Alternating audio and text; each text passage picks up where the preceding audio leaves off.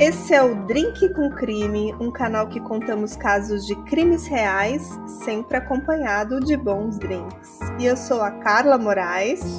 E eu sou a Juliana de Viziers. E eu já vou começar o caso deixando avisos de gatilhos, porque o caso de hoje envolve morte de crianças. Então, se você não gosta dessa temática, pare por aqui. Então, bora lá, Juliana? Bora!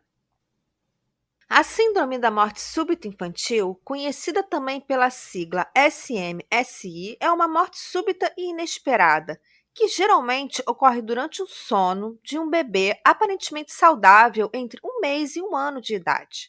A causa é desconhecida e ela pode ocorrer devido a uma anomalia no controle da respiração. Nos Estados Unidos, ela é conhecida como SIDS, Sudden Infant Death Syndrome, e a gente já falou sobre isso em alguns episódios. E a maioria dos pais que perderam uma criança devido a essa síndrome ficam abatidos e não estão preparados para a tragédia. Muitas vezes, eles se sentem culpados e ainda têm que passar pela experiência das investigações realizadas pela polícia, assistentes sociais ou outros para determinar a verdadeira causa da morte. Ou seja, uma grande angústia, já que o método de diagnóstico é por exclusão de outras causas após investigação e autópsia. Aconselhamento e apoio por parte de médicos e enfermeiros, especialmente treinados, e de grupos de apoio com outros pais que tenham perdido um bebê pela mesma causa, são fundamentais para ajudar os pais a enfrentar a tragédia e passar pelo luto. E a história de hoje se passa em Franklin, no estado de Indiana, nos Estados Unidos. E começaremos o caso falando da morte do pequeno Tyler Schoenberger, de apenas 7 meses, e de sua morte repentina. Tyler era filho de Ronald Schoenberger e Amy Parsons, um lindo bebê, roliço, carequinha e risonho. E era o final de semana do Dia dos Pais do ano de 1999. E a Amy estava trabalhando naquela noite no seu emprego como caixa de um supermercado e o seu marido cuidaria do bebê. Ao chegar em casa cansada, ela foi direto para a cama, sabendo que o Tyler estaria dormindo no quarto ao lado. Mas antes ela ainda perguntou ao marido: "Como está o bebê?" E ele respondeu: "Tudo bem." E ela foi direto para a cama se deitar. Mas na manhã seguinte, a Amy encontrou seu filho, o seu bebê de bochechas rechonchudas, o Tyler, de bruços e morto em seu berço. Uma tragédia terrível parecia ter acontecido e tudo levava a crer que o bebezinho era mais um nas estatísticas dessa síndrome misteriosa que leva 1 em cada 10 mil crianças no mundo. A SIDS foi a terceira causa de morte de crianças com menos de 1 ano de idade nos Estados Unidos em 2011, e esses dados são de acordo com o National Center of Health Statistics. E 2 dias depois veio a despedida, o funeral do pequeno Tyler. E poucas horas depois do enterro, Ronald Schoenberger disse à esposa que tinha algo para lhe contar. Que Tyler estava morto por sua causa, que ele o matou, que ele planejou o assassinato por vingança antes mesmo da criança ser concebida.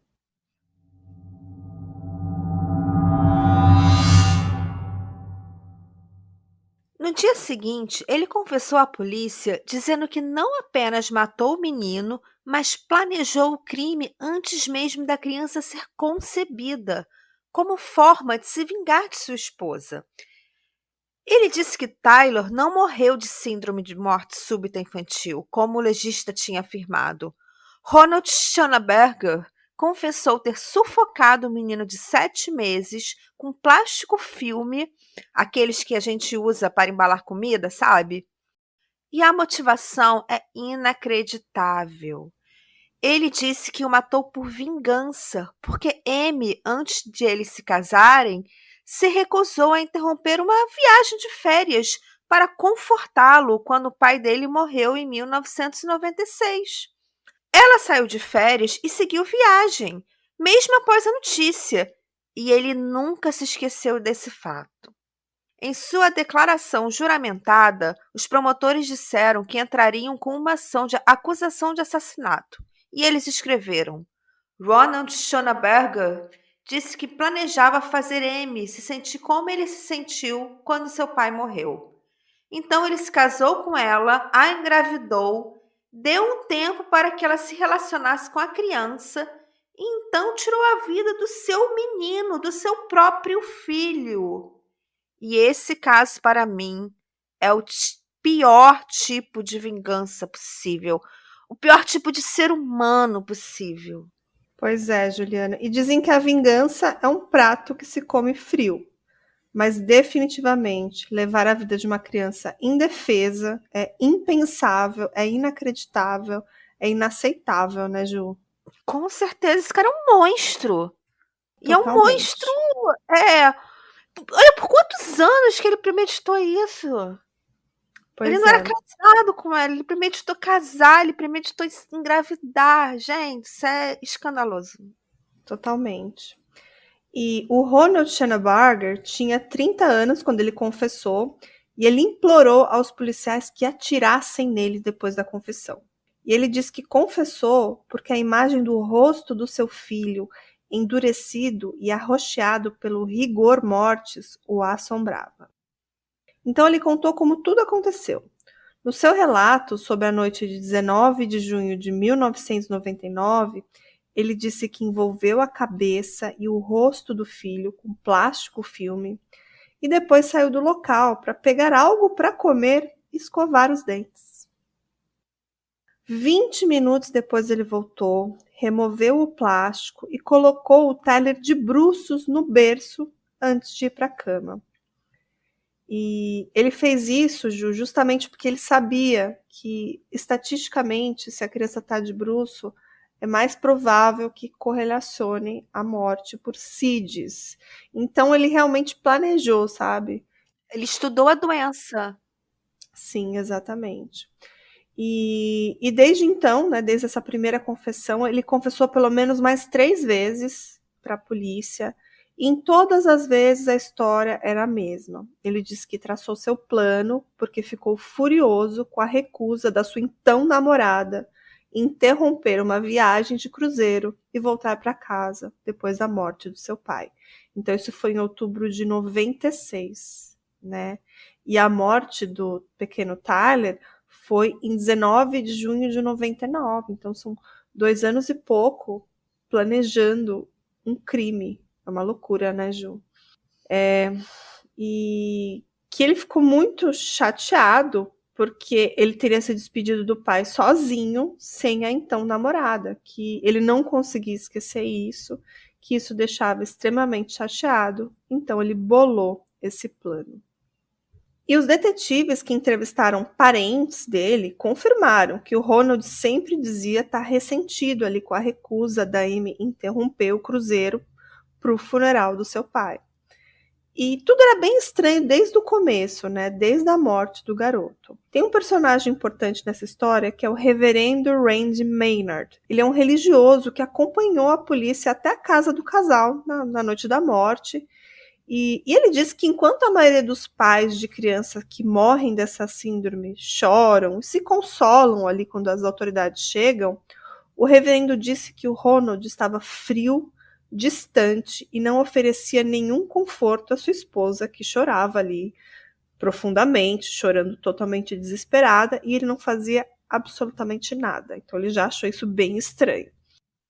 E depois que os pais da Amy chegaram ali na manhã seguinte, o Ronald deu ao sogro um presente, uma faca comemorativa embrulhada para presente, como presente de Dia dos Pais. Que o reverendo viu essa cena também e ficou horrorizado. Imagina, uma família que acabou de perder um filho, você vai lá e dá um presente pro seu sogro, uma faca. Ai, meu Bizarro, Deus. né, Ju? Não, muito bizarro. Esse homem, gente, sem palavras pra esse homem. Pois é. E depois que ele confessou, né, teve uma primeira audiência do caso e ele foi vestido ali de uma forma bem estranha. Ele estava usando o macacão da prisão, claro, e um colete marrom por cima. E ele não respondia as perguntas direito, sabe? O juiz perguntava alguma coisa para ele, ele ficava murmurando as respostas para o juiz, como se ele não estivesse dando atenção para o que estava acontecendo, como se aquilo não importasse. E aí o juiz perguntou para ele se ele tinha dinheiro para contratar o seu próprio advogado. E sabe o que o Ronald disse? Eu não sei, eu preciso verificar com a minha esposa. Imagina que loucura, Ju. Cara, loucura total, gente. Que homem, sem palavras. Pois é. E antes de confessar a morte, ele ainda teria perguntado para a esposa se o casamento deles poderia continuar sem o filho. Antes de confessar. Fala sério, né, Ju? Tá sendo debochado com ela. Né? Bom, e quando ele falou que não sabia se tinha dinheiro para pagar um advogado, o juiz falou que provavelmente a Amy Shannabarger não iria arrumar um advogado para ele e deram então um defensor público para representá-lo. Uhum. E o reverendo Randy Minor, aquele mesmo lá que visitou ele no dia da morte do bebê, um dia recebeu a visita dele na prisão, porque ele ia lá sempre visitar os condenados e tudo mais. E nesse dia, o Ronald revelou para ele que ele estava muito deprimido, estava reclamando ali da vida da prisão, de todas as coisas que ele tinha perdido: o seu emprego, a sua casa, o seu dinheiro, a sua esposa e os seus amigos.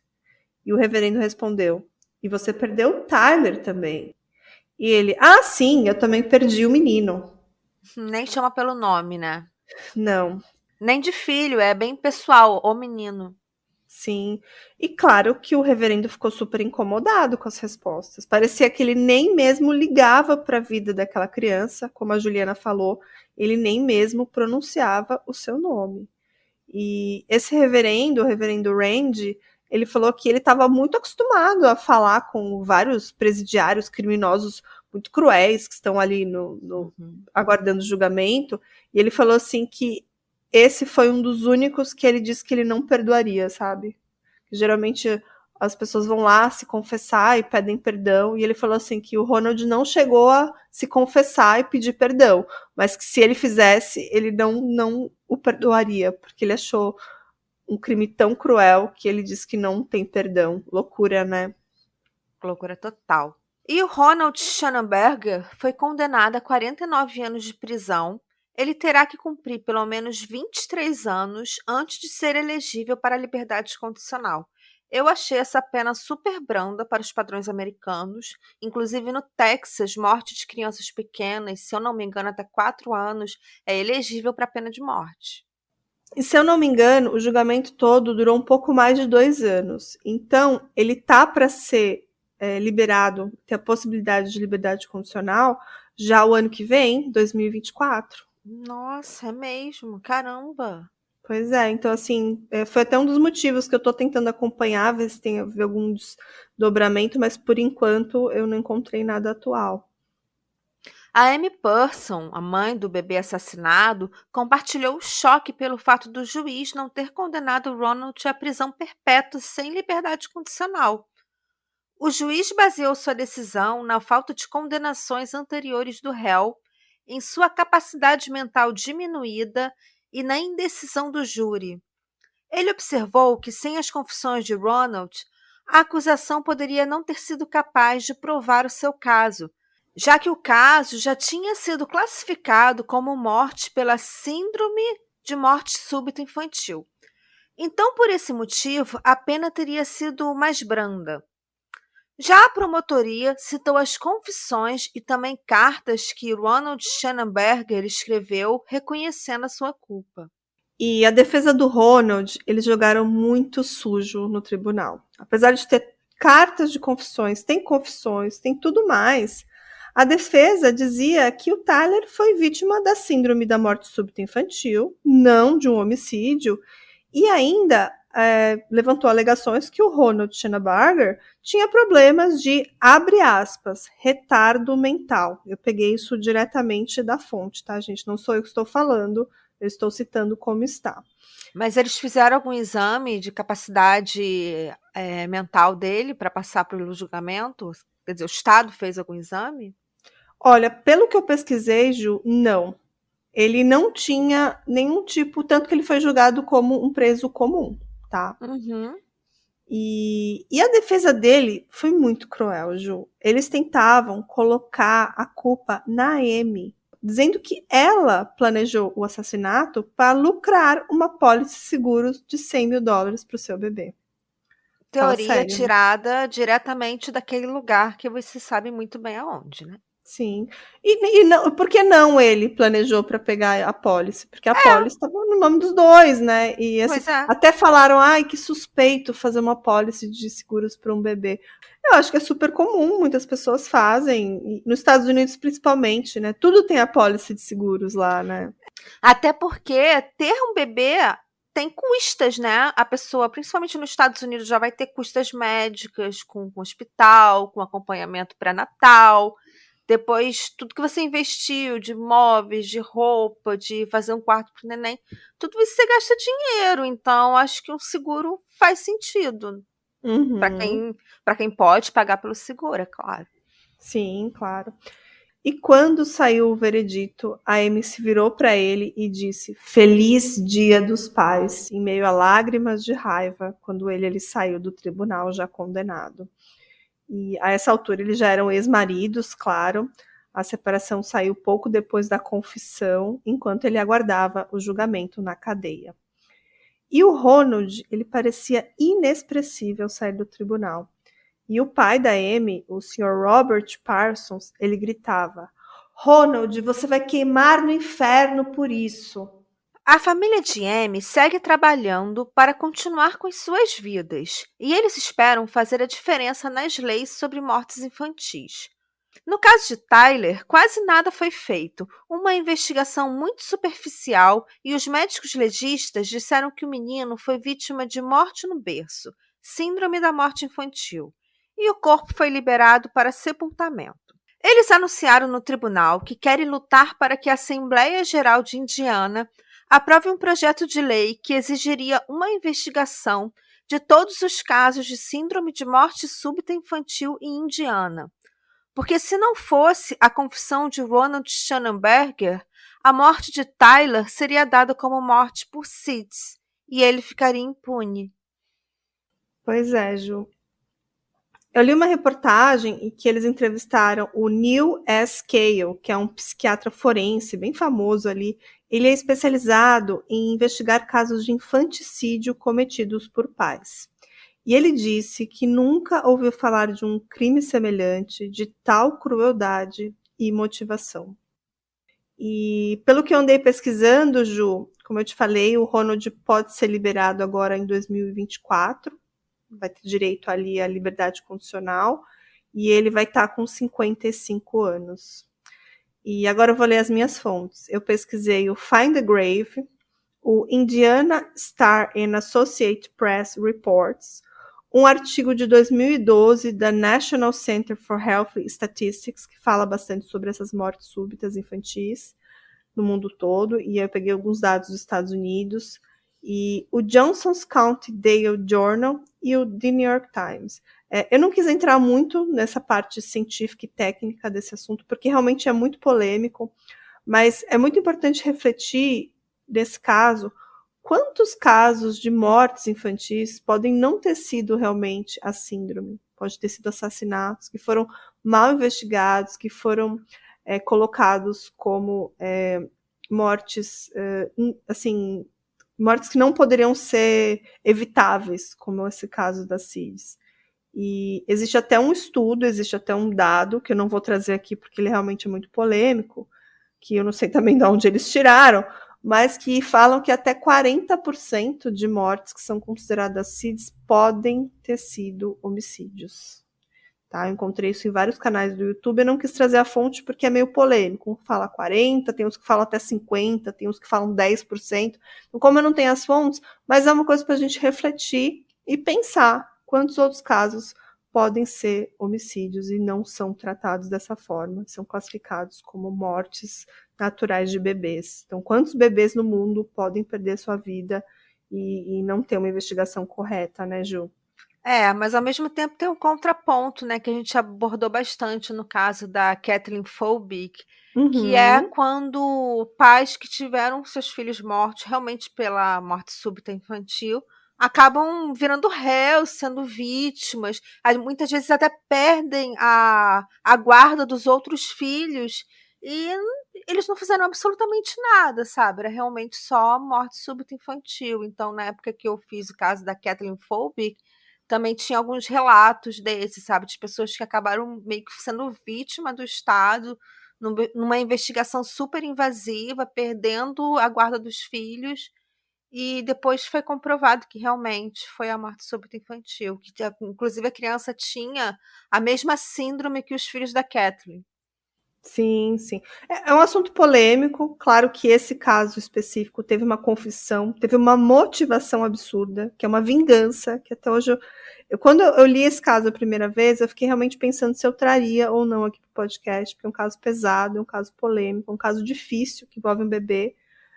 Mas, ao mesmo tempo, é um caso inédito, eu não vi nenhum podcast brasileiro. Gringo, eu só encontrei um. E tem muitos canais no YouTube que pegam muito essa questão estatística, de quantas mortes podem ter sido homicídios. Eu acho que esse é um número que a gente nunca vai ter certo, a gente nunca vai conseguir provar, mas existe, eu acredito que existe, assim como ele planejou e confessou, quantas outras mortes infantis acontecem em diversos países do mundo e que são atribuídas a essa síndrome. Então fica aqui essa reflexão, e eu achei muito interessante que a família do bebê transformou isso numa coisa boa, de um projeto de lei que eles estão tentando lá nos Estados Unidos. Eu não consegui ver avanço, eu procurei se eles conseguiram isso, mas provavelmente isso trouxe um olhar maior para os peritos, para quem trabalha aí nessa investigação, para que em casos como esse façam uma investigação mais aprofundada ali, uma perícia maior. Então acho que esse foi o caso de hoje, Ju. Sim, adorei o caso de hoje, Carla. Muito bom. O roteiro da Carla, maravilhoso, como sempre. Então até a próxima. Tchau! Tchau!